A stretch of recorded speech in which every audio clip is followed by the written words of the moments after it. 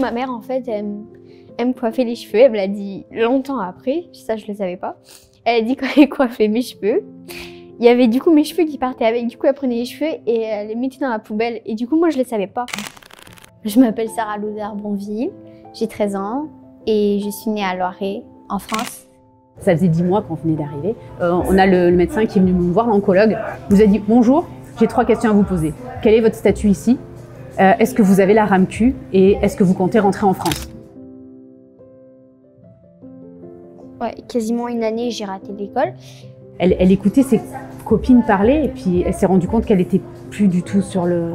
Ouais, sur le même portage en fait. Ouais, on sait ce qu'on lui a expliqué, ouais mais toi tu as pris un autre chemin. Il y a plein de domaines où tu as mûri beaucoup plus vite que tes petits camarades. C'était comme un docteur, je crois.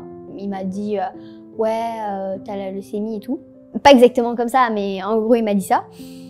Et mais moi j'étais là, ok, mais c'est quoi ça? Et ma mère elle a tout de suite compris parce qu'elle est infirmière. Elle pensait que c'était un truc qu'elle avait mangé ou quelque chose comme ça. Elle, de son point de vue, ouais, qu'est-ce que j'ai fait de mal? Ouais. Moi dans ma tête, leucémie c'est elle va mourir. Pour moi les taux de rémission c'était ceux d'il y a plusieurs décennies en arrière. Je trouve ça cool d'habiter ici. Je sais pas pourquoi, mais je trouve ça... Ça fait un peu comme dans les films, du coup tu te sens un peu comme une star à chaque fois que tu sors de la maison.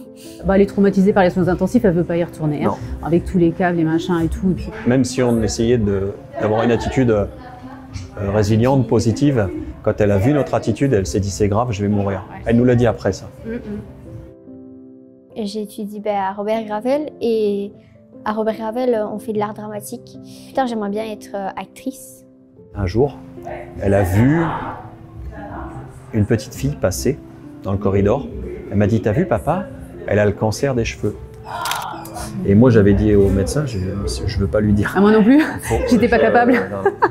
Et en fait à chaque fois que je me réveillais, j'avais des tonnes de cheveux sur mon coussin, c'était vraiment horrible. Et du coup j'ai fait, c'est bon j'en ai marre, on me les coupe. Elle est impressionnante d'humour, de rigolade et tout. Elle a une résilience incroyable. Ça, elle le sait pas. Non, elle le sait pas. Je me dis, sois heureux pour ce que t'as, quoi. Genre, parce qu'il y a toujours pire. Notre vie d'avant n'est plus. On apprend à se reconstruire. C'est pas fermé. Non, mais c'est toujours là. Hein. Ça reste une plaie béante qui a tendance à se refermer. Ça sera une cicatrice dans 5 ans.